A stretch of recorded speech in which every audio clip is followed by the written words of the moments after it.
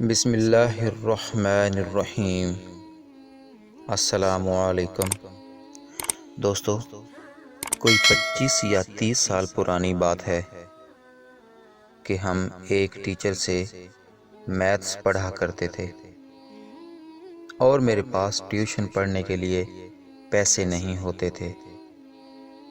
میں نے ڈرتے ڈرتے ایک دن ان سے عرض کی، سر، اگر مجھے فیس میں کچھ رعایت مل جائے تو میرے لیے بڑی آسانی رہے گی اور میں بھی آپ کے ساتھ پڑھ سکوں گا۔ انہوں نے کہا، چھٹی کے بعد بات کریں گے۔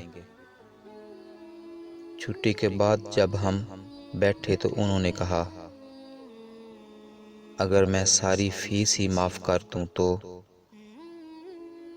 میں نے حیرانگی کے ساتھ مسکراتے ہوئے کہا، سر، اس سے اچھی بات اور کیا ہو سکتی ہے؟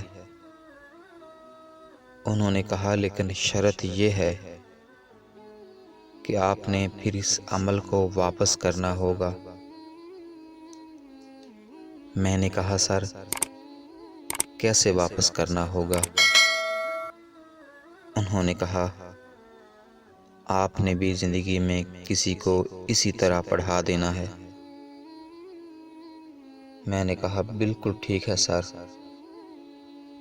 اگر مجھے موقع ملا تو میں ضرور پڑھا دوں گا۔